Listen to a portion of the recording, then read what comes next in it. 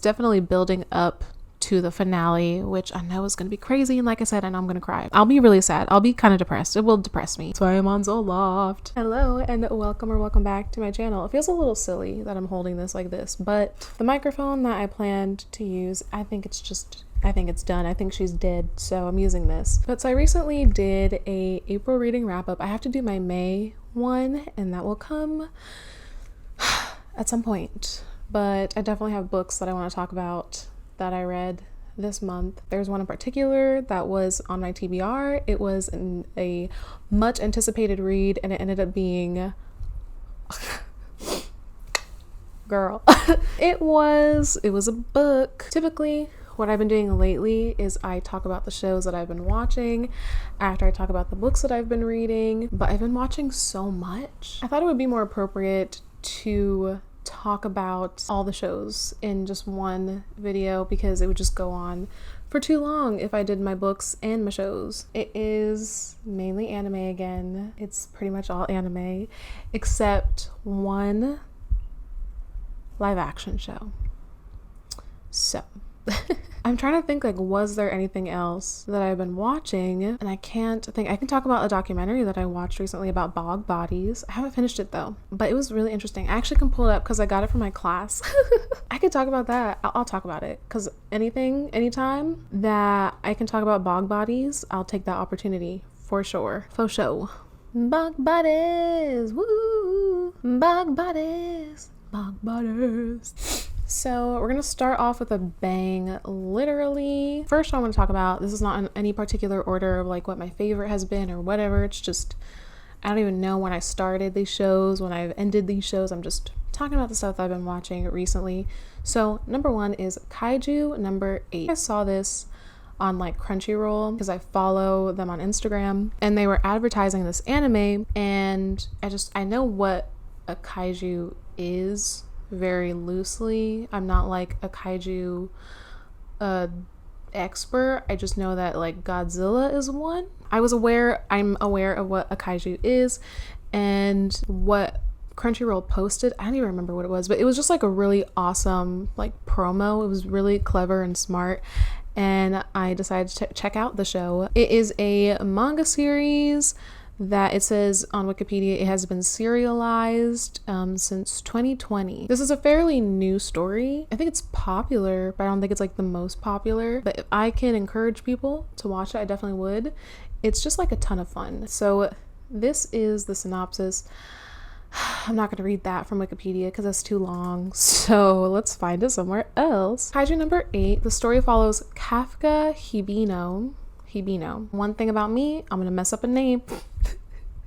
I really am. I'm gonna mess up a word. Even if it's an English word, I just mess up. Okay, so Kafka. He is a man in his 30s who works for a cleaning company that specializes in cleaning up after kaiju battles. I believe it's like the first episode you get an idea of the current state of like Japan. There are kaiju everywhere, all around the world, but Japan in this series has more of a problem with kaiju. So they have like the top, like elite kaiju defense team and like the best equipment. And so their special forces will take down these kaiju, and it makes a big mess. And so they have cleaning crews that come in. Kafka's a part of the cleaning crew. So there is a moment, Kafka and a friend of his, they are basically attacked by a kaiju, but they end up in the hospital, and a small talking monster flies into Kafka's mouth when he's in the hospital, and he gains the ability to turn into a kaiju. And Kaiju No. 8, the title is basically Kafka, when he leaves the hospital, people spot him, and he becomes a wanted kaiju. He disappears, obviously, because he can turn back into a human. But so far, I don't know what episode I'm on. It is a simulcast on Crunchyroll, which I love. I'm currently watching like 3 shows that are coming out weekly on Crunchyroll, and it feels like Saturday morning, Sunday morning cartoons again. I just enjoy watching animation, and it's fun to watch it on the weekend, especially now that I've literally only worked a week at my full-time job, and I'm already tired. So having something to chill out to and like watch in the morning on the weekend is a lot of fun. So Kafka, when he is in his kaiju form, he retains his entire personality. So he's kind of silly. He's like a silly guy, and I like that he is in his 30s, and everybody around him is peers, because eventually he does decide to, he has been consistently trying to get into like the defense force, the kaiju defense force, and he has been consistently trying and has been pretty much stuck as a cleaning crew member, and eventually he does get his opportunity to enter the defense forces, but his peers and all the people around him are pretty young, and he is, you know, getting up there, I guess. He's not old. As somebody who's almost 26, oh god, you know, he's not old, obviously, but he, like, his body, he has body aches. He definitely doesn't have like a good diet though. He, like, they show a snapshot of his apartment, and he like drinks a lot and he smokes, so he's not he's not healthy. He's not keeping up with his health and everything, and that just like reflects in how he lacks stamina and strength, but he has his own strengths elsewhere that helps him in fighting kaiju. But also when he becomes a kaiju, he's obviously really strong and has like these powers. The fight so far, I got really excited when the defense forces are out in the field and taking down kaiju. It's just cool. And this one character, what's his name? Hoshina? The Vice Captain Hoshina? Is that him? Yeah. So Soshiro Hoshina, he is the vice captain of the 3rd Division of the Defense Force, and he reminds me a lot of Gin from Bleach, except he's a little less shady.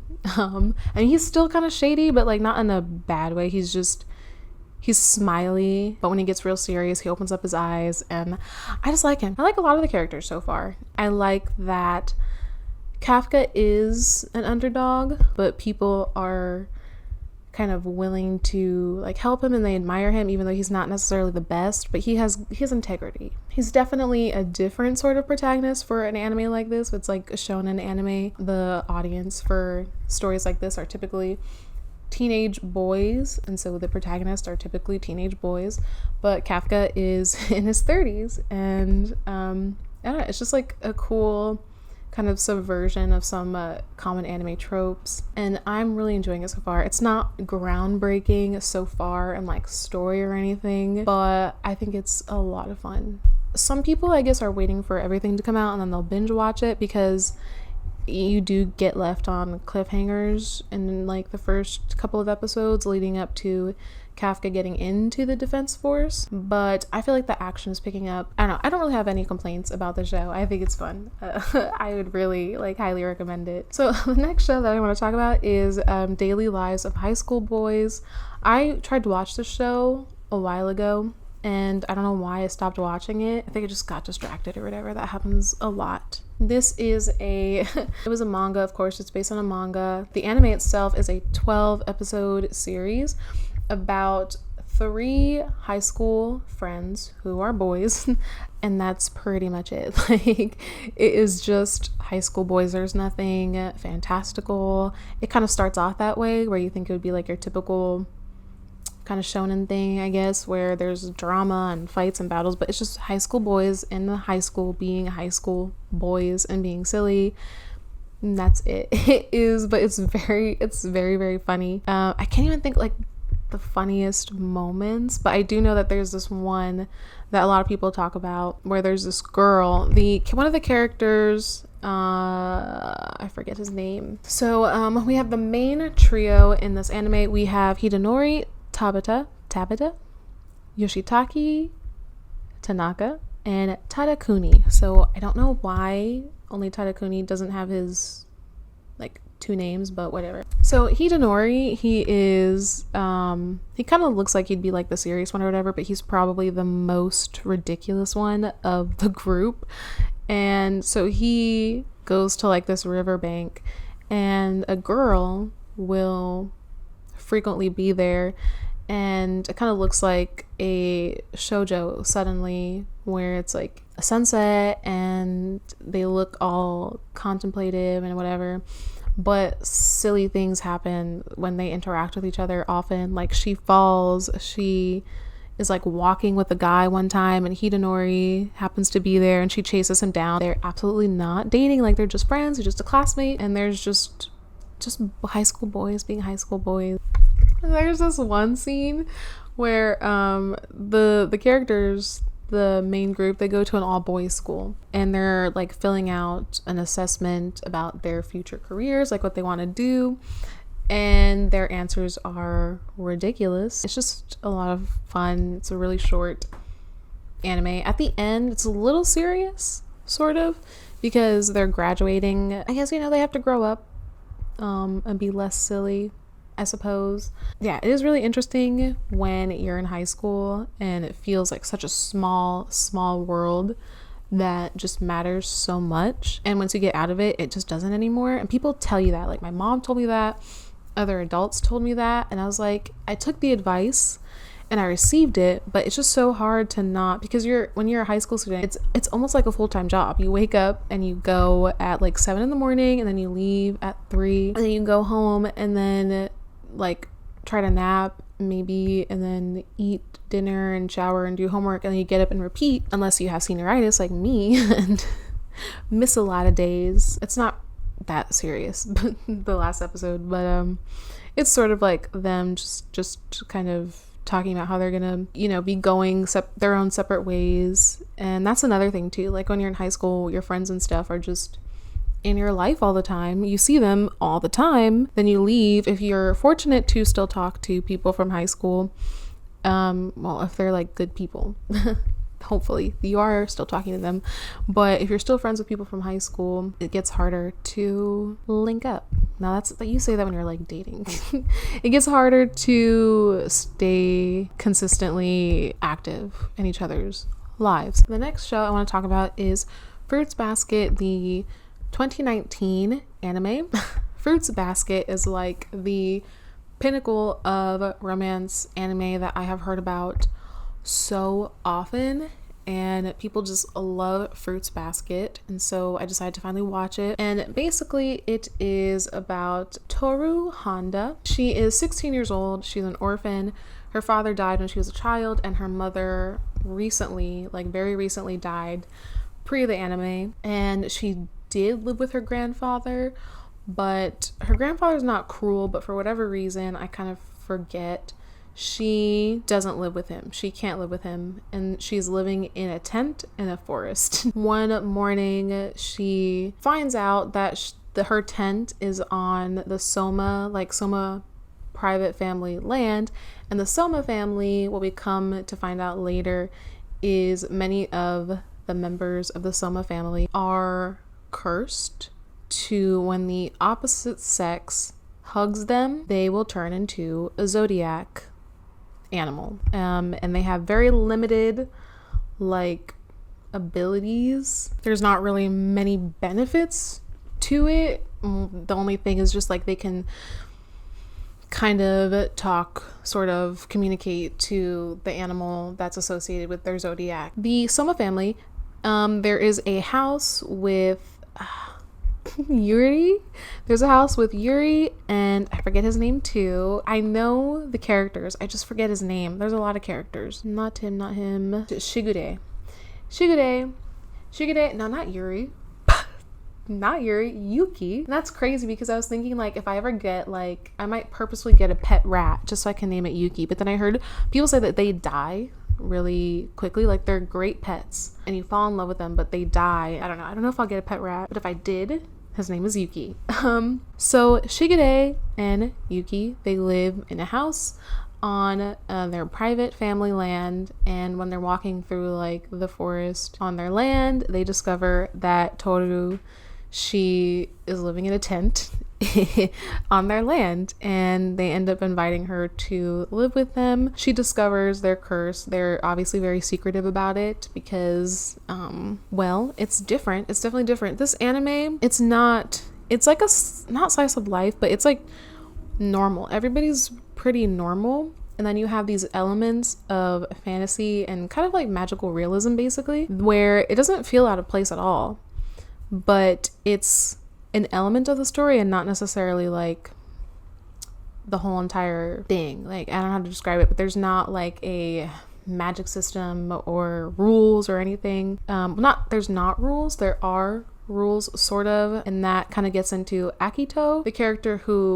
this character is like the god of the zodiac. Part of the zodiac curse is that they are tied to Akito, and Akito abuses this connection, and that's like a big part of the anime, the story in general, not just the anime, the whole story, the manga, the anime, the whole story in general. It's a lot about abuse and people thinking that they're loving in the proper way, but they're not, and kind of like freeing yourself from the cycle of abuse. And there's just like different kind of explorations of different relationships, sibling relationships, friendships, romance is obviously a big one, and just like toxic relationships and navigating that, and also kind of like self-love. When I first started the anime, I wasn't getting it at first because so many people love it, and something wasn't clicking for me. But it got to a certain point, I can't remember where exactly, but when I really started getting into what the anime is about, just the heart of the anime essentially, which is so much focusing on the relationships of the characters, between the characters, I was like, okay, I get it, and I do love it. I have not watched it in a bit because there are elements of it that is a little bit emotionally taxing at times to watch, because the characters do go through a lot, and there are elements, it's like a really beautiful anime. There are elements of it that are kind of bittersweet in that it's kind of what they go through, these people, these characters. It's kind of sad, but it mostly works out majority of the time, and there's just so much love between them all, especially the friendships. Like Toru has two friends who adore her, they love her so much, and it's super sweet. Toru at first, you know, she's a character that is very like just kind, like so kind. The more I've watched, I've come to really appreciate her character. Her kindness initially seems like, you know, the people that she's nice to, they don't deserve it, and at some times she seems like maybe at certain times she will just be too forgiving, but really no. There are several moments in the anime where you expect her to have one reaction because she is so kind and so accepting and so loving, but she admits to like being afraid or to being uneasy around certain people, but she's still, I don't know, she just goes about her life with mostly a smile on her face, and she's just, I don't know, I think she's a good character. She's a very strong character. I think characters like Toru can be mistaken for being kind of weak. It's sort of like, not quite the same, but Fanny Price from Mansfield Park, she's so kind and so nice and accepting, and she is quite often criticized for being a weak character, but she does stick up for herself in the book. If you read it, especially, there's this one character who proposes to her and she doesn't like him.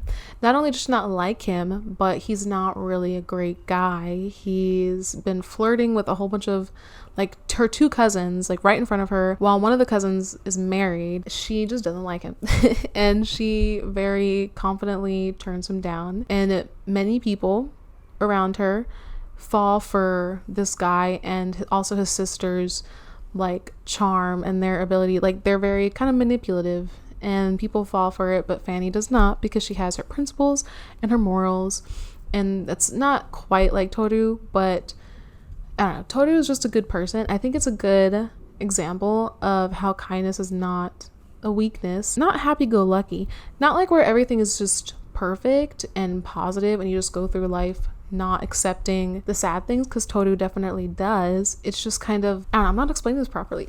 I'm not explaining it properly, but it's just kind of like, kindness is not a weakness. It's okay to be kind. Obviously, if we lived in a world where people were kinder to each other, not like it would solve so many issues in the world, but I think it would do a lot more good. Obviously, more kindness in the world does more good than harm.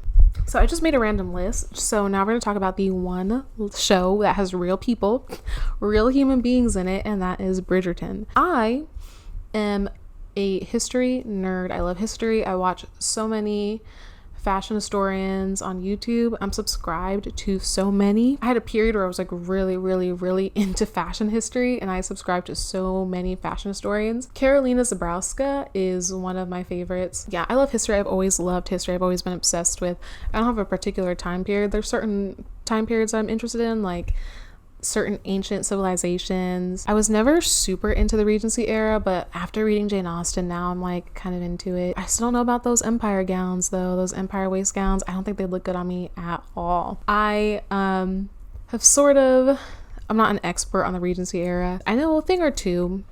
And what I do know is that Bridgerton is obviously not historically accurate, and that's fine. It's like a fantasy Regency era, and that's perfectly fine. I watched the first season knowing all of that like completely well, and I didn't love it. The classical kind of versions of modern songs and the like costumes, like Queen Charlotte's costumes, the glamour and everything, so much of it. I understand why it drew people in, but the main couple in that first season I didn't love, but it was entertaining and it was something to watch. I mainly only watched it so that I could get to the second season, which was the one that people rant and rave about. So got to the second season and I was hooked. I really was.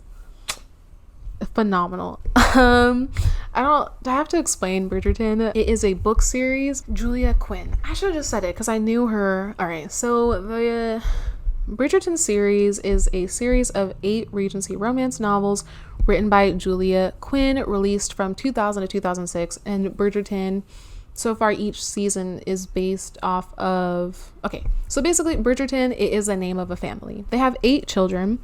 And from the oldest child to the youngest child, they are named in alphabetical order, which helps me organize them in my brain. So each Bridgerton book in the series focuses on each Bridgerton sibling and the person that they eventually marry. I have not read the books. I do know that the characters are different in like certain like their backgrounds. So like season 2, Simone Ashley, who is stunning by the way, her character is Kate Sheffield in the book. And in the show, she is Kate Sharma, and her character, like the actress, is Indian. The second book, well, I don't know about the second book, but the second season, it focuses on Anthony, who is the oldest Bridgerton child. He is also the Viscount of Bridgerton because his father died, and so he took over the title. Season 1 focuses on Daphne, which, if you know your alphabet, she's the 4th child. And each season it feels like it's very focused, not very focused, but it is a trope. So the first one is, it's fake dating. I got it. The first season is basically like fake dating because the Duke and Daphne, they hatch a plan to pretend to be interested in each other because it makes men more interested in Daphne, and it gets the women, like the mothers who want their daughters to marry and are finding husbands for their daughters, it gets the mothers off of the Duke. So they decide to start dating and obviously pretend dating, and actual real feelings start to develop. And it was just okay. The first season was fine. Second season is enemies to lovers, and Jonathan Bailey and Simone Ashley, Anthony and Kate, they have just like explosive chemistry. It's so good. And Jonathan Bailey is fine. It's fine. And they're hot together. They're really hot together. Season 2 is the hottest season so far, in my opinion. Season 2 delivered what it was supposed to. Season 1 was like lukewarm lunch meat. Season 3 so far focuses on Colin, who is the 3rd brother, I believe, and Penelope, who I'm not going to talk about the spoiler, but she has a very, very important role in Bridgerton. It is basically like childhood best friends to lovers. That is a trope. And so far, season 2 is still my favorite season, but I like the actress who plays Penelope. She is great in Dairy Girls. Watch Dairy Girls. I love her in that show. I love that show, period.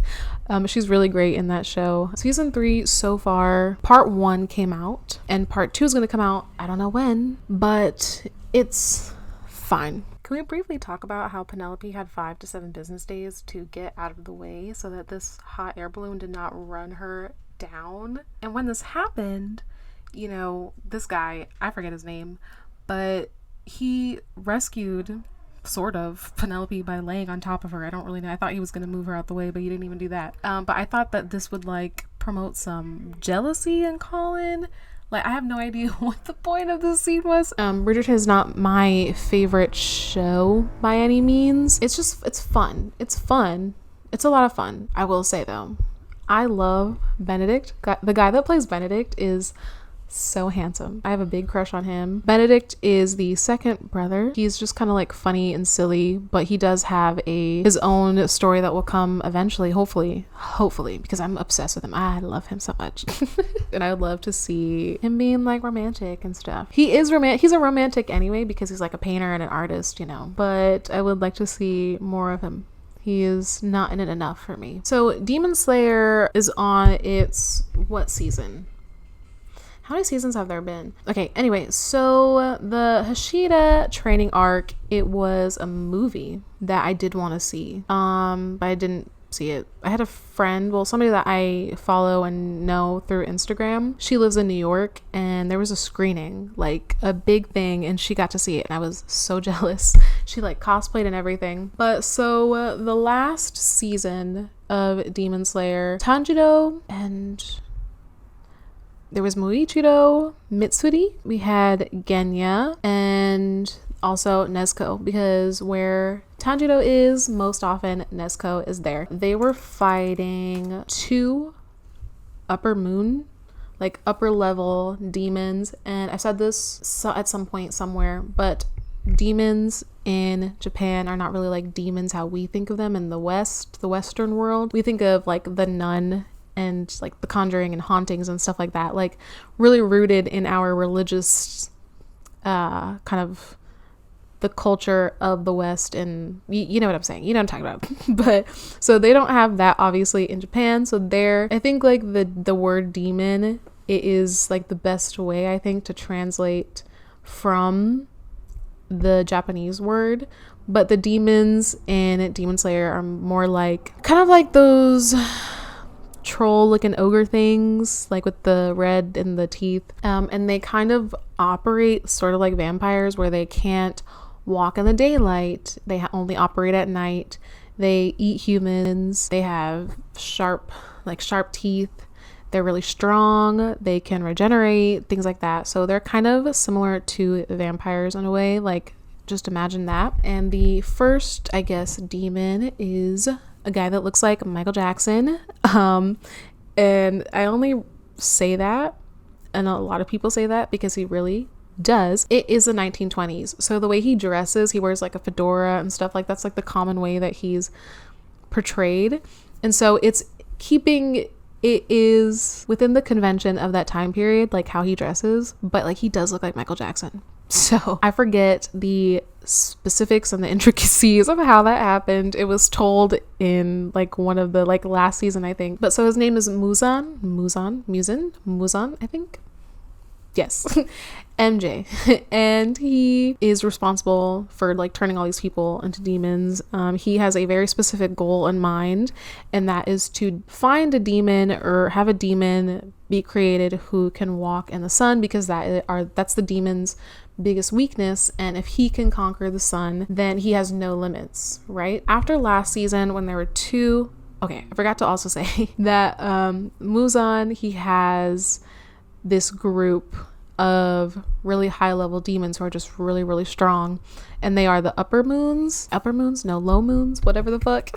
They're the 12 Kizuki, the 12 demon moons. There are lower demons on that ranking, and then there are high ones. So in the entertainment district arc, which I loved that shit, it was so good. In the entertainment district, there was a courtesan who was posing as like a human, but she was really a demon, and she was technically one of these higher ranking demons, but she was kind of easily defeated. From her body, her brother comes out, and he is actually probably the one that was likely responsible for her high rank, because he was really strong. That's just an example. Last season, there were these 2 really, really high ranking demons that the group that I mentioned, they had to fight, and it was a lot of fun. I thought it was a lot of fun. I guess some people didn't like it. I don't really care. I don't care. I liked it. Muichiro, I think he's adorable. I really love him. I honestly think that, I don't want to say this because it's a spoiler, I know that I'm gonna cry. Like at the end of Demon Slayer, I don't know, I don't cry a lot. I might cry like a couple times a year, if even that, but that will probably make me cry. Anyway, so last season, at the end, obviously the battle takes place at night because demons, they come out at night. The sun is rising, and Nezuko, who is a demon herself, I'm not explaining this really well. Tanjiro, Nezuko, that is his sister, and she was turned into a demon. She steps out into the sun, and Tanjiro is like, wow, Muzan is going to come after her because he's been looking for a demon who can conquer the sun, and she has. So it's not just Tanjiro, it's everybody in the Demon Slayer Corps realizes what he wants and that he will come after her. So that's kind of like where we start off with. In this season, the Demon Slayer Corps is gearing up for a massive battle. There is no clear idea when it's going to take place, but it's very obvious that something is going to happen. The demons, who are typically quite active, has stopped really coming out at night. Everybody knows something's gonna happen, some stuff is gonna go down, so they're training. They're like, we need to get stronger. And the Hashira, who are the highest ranking demon slayers, they have these breathing styles that can help them get to the level of speed and strength of a demon. And these breathing styles are controversial amongst the audience because the mangaka said that, I guess, the effects are not visible. I choose to ignore that. Each Hashira, they have their own breathing style, like a very unique, special one. They're really, really strong. They're really cool. I think that they're really cool characters. I really like how they are not the main characters and are side characters that Tanjiro meets kind of individually, even though last season it was 2 of them, but I like how he meets and gets to know each one. I think it's really good and cool and like kind of clever of the mangaka to have done that, because rather than putting them on everybody all at once, I mean, you do meet them in an episode kind of all at once, but it's very kind of brief, but you really get to know them and each of their own special thing through Tanjiro's experience with them. Demon Slayer gets criticized a lot for not being phenomenal, I guess, or groundbreaking or whatever, but I do think that there are storytelling elements that are done really well. The Hashira are training the Demon Slayers, who are just like your average Joes, and each Hashira has their own kind of like level, I guess. We get Tengen back again, who I love him so much. I'm equally jealous of his 3 wives and also want to join them. So Tengen is back, and each Hashira, they are going to be training their underlings, their peers, sort of, but like not really. They're way below them. Demon Slayer has been coming out on Sunday, I believe, every Sunday. So far, not much is happening, but it's definitely building up to the finale, which I know is going to be crazy. And like I said, I know I'm going to cry, probably, likely. I'll be really sad. I'll be kind of depressed. It will depress me. That's why I'm on Zoloft. No, that's not why I'm on Zoloft. It's a long story, but I'm on Zoloft and I'm doing a little bit better, a lot better than how I was doing previously. Like I said, it's very obviously building up to the climax of this show. It's gonna get crazy. Anyway, so the next one is My Hero Academia. I binge watched that show over like in 2020 when everybody was in the house, and it really was, I thought it was really good in the beginning and into that the tournament arc and stuff. Like, that was really good. So basically, My Hero Academia, it is set in Japan, and like pretty much everybody has a form of a superpower, but not everybody puts those powers to good use. Not everyone has an effective power that will be effective against criminals. So the people who do have really awesome, cool abilities, or who just know how to use them well, they become heroes. And in Japan, there are 10 heroes who are like the top, the best of the best. And there's also like different agencies that heroes work with, and heroes are sort of like an elite class. And then, you know, there are villains, and there's criminals, but then there's villains, like really bad people. And there's also hero schools, like hero academies, and that's what this school is. That's what My Hero Academia focuses on. It focuses on UA, which is where our protagonist goes to. He does not have powers, though. He was born powerless, but he meets a dude named All Might who gives him a piece of his hair to eat. And Deku, the protagonist, he gets powers. He gets the power of One for All? No. Yeah, so it's a transferable quirk that is passed down from person to person. Midoriya, Deku, he gets his power from All Might, who is the top number one superhero. Deku is also his number one fan. And their relationship is ultimately just so adorable and sweet. Deku does not, he was raised by a single mother. And so All Might kind of takes the place of a father figure. So a lot has happened since the first season, but we're getting towards like the end game, I think, pretty much. The ultimate villain, like the big bad of this story, is All Might's nemesis. But similarly, as Deku is kind of the successor to All Might's nemesis also has a successor who he has manipulated, but has also pretty much like basically attached himself, like literally physically, to him. I think that the big battle in the end will probably be between Shigaraki and Deku, which is what we're all kind of like, I guess, pretty much waiting for. This season is very similar to the Hashira training arc, where everybody's been told to get stronger and just practice and train a lot, and we're making plans. This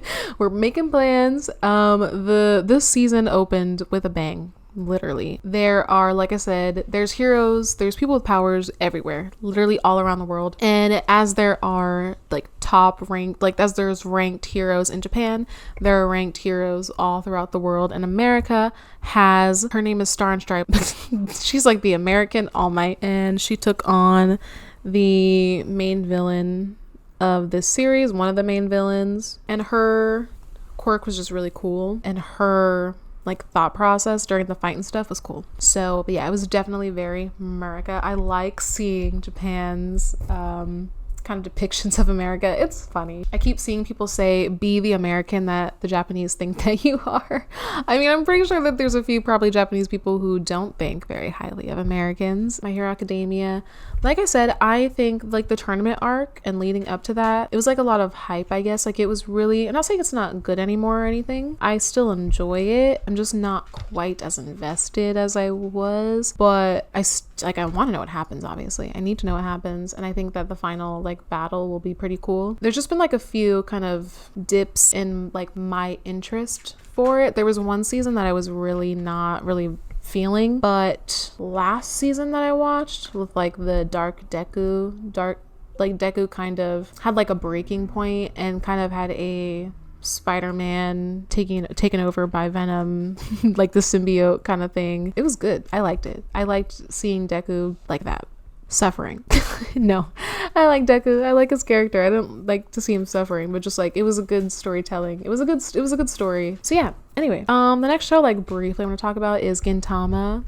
Should I talk about? Well, okay, so I started watching Gintama because I was watching Saiki K, and like Gintama and Saiki K had a crossover event, like a very minor one. I was like, is this a real anime? Like I was watching, I'm sorry to any Gintama fans. Because of the nature of Saiki K, I was like, is this a real anime? Or are they like messing with me? But it's a real anime. And they had a crossover event. Like Saiki K, Gintama is a comedy, and my curiosity had me looking up the show, and I was interested. So it's set in Edo, which is the former name of Tokyo. Edo was also a period from 1603 to 1868, so I'm not entirely sure if Gintama is supposed to be set in that time period, but it is futuristic. Okay, yeah. It's set in an alternate history late Edo period where humanity is attacked by aliens called a Manto. Edo Japan's samurai fight to defend Earth, but the shogun cowardly surrenders when he realizes the aliens' power. He agrees to an unequal contract with the aliens, placing a ban on carrying swords in public and allowing the invaders to enter the country. The samurai's swords are confiscated, and the Tokugawa Bakufu becomes a puppet government. So that is the premise. Gintoki Sakata is a samurai who does not carry a sword because, again, swords are outlawed, but he does carry like a wooden stick that I forgot. What is it called? It's not just like a wooden stick. Like it's a weapon. I just can't think of the name right now. Yeah, so Gintoki Sakata, he just takes like odd jobs, and then he kind of sort of adopts these two teenagers that follow him around and help him in these odd jobs. I'm not very far in the show yet, so that's why there's not much for me to say, but I have been enjoying it. I think it is really imaginative. Like, it's the Edo period. I don't know if it's Edo or Edo, but it's this time period, and yet there's like scooters and trains and TV. I haven't really gotten into it much yet, so I don't have, like I said, much to say. It's like majority comedy. There are like fights, I guess, and stuff. I have not gotten there yet. I literally have not gotten there yet. There's a plot and like things happening. But it's just like it's a silly sci-fi comedy, samurai comedy. Here on Wikipedia it says the humor is described by publications as being bizarre and weird. Okay, this under themes and styles, it says that the mangaka, he started to add more drama to the story while still keeping the comedy. So yeah, I mean, I've not gotten to I've not gotten to the part of the story where there is more drama and like more story, but right now it's just been kind of silly. Last thing, do I want to talk about bog bodies? I'll just say that I did not finish this documentary, but I watched a documentary that was optional viewing from my class, but I'm so interested in this class. It's Anthropology of the Undead. I was learning about bog bodies, and so I watched one of the documentaries that my professor suggested we watch. If you don't know what bog bodies are, so it is, I think I've talked about this in my last video, when a body, or I told somebody about this recently. Either way, when a person falls into a bog, like one of those marshes, like swampy marshes in like England, Scotland, Ireland, Scandinavia, etc., the environment preserves the body like really, really well. And so in a certain area, well, in several areas of Northern Europe and like England and stuff, but in this specific area on the Jutland Peninsula in Denmark, they've found like several bog bodies that are very, very old, and a lot of these bog bodies were human sacrifices. In my Anthropology of the Undead, we're talking about mummies, vampires, and zombies, and we're on the mummies portion. Bog bodies are a form of mummification. Sometimes it was on purpose, sometimes it wasn't. Like I said, there were human sacrifices. I don't know if the people of that time period, because like the Tullen man, or he was believed to be alive in the pre-Roman Iron Age. So I don't know if like these people knew that they were mummifying these people. The bodies became really well preserved. Like the Tullen man, you can see like wrinkles and creases, like he looks like just a normal person. Obviously he's a human, but it's just cool to see these really well preserved people from that time period. And like obviously I know people existed back then, but when I think about these time periods, because so much of it is depicted in paintings and whatever, like to actually see these people and be like, yeah, like they were real. It's really cool. There's mummies that have been found in the Inca. Was it the Inca civilization? Inca mummy? Yeah, so there's Mummy Juanita, I believe. So like the Inca mummy that was found, I'm not going to put like a picture because I don't think people would appreciate me putting dead bodies up on the screen. We're talking about mummies in my class, and there are intentional mummies like the Egyptian mummies, but then there's like accidental mummies, bog bodies. Like I said, I think some of them are purposeful. I think some of them are accidental, honestly, like if somebody was murdered or fell in. But yeah, bog bodies are really well preserved. It's called Mummy Trilogy, Bog Bodies. It is directed by Chris Warren, blah, blah, blah. It's just Mummies Trilogy. I'm seeing Electric Sky. I don't know what that is. A company, I guess. But yeah, so it was an interesting documentary. I saw a mummy exhibit once here in my city. They came to the Science Center, I believe, and it was really cool. There was a bog body in the exhibit. I want a t-shirt that says I heart bog bodies. There's only one company, I think, or group that does that in the United States, and I'm pretty sure they're a scam. They're called Sumum. Yeah, they will mummify your body, also your pets, but they will mummify a human for $67,000, and they require you to like sign over your power of attorney and all that stuff to them. And once they mummify you, your family can't see you. So that's it for me. And yeah, thank you so much for watching. I think I can't get any weirder. I did in fact purchase this book that I will be reading at some point or other, and I will be talking about it, so you're welcome.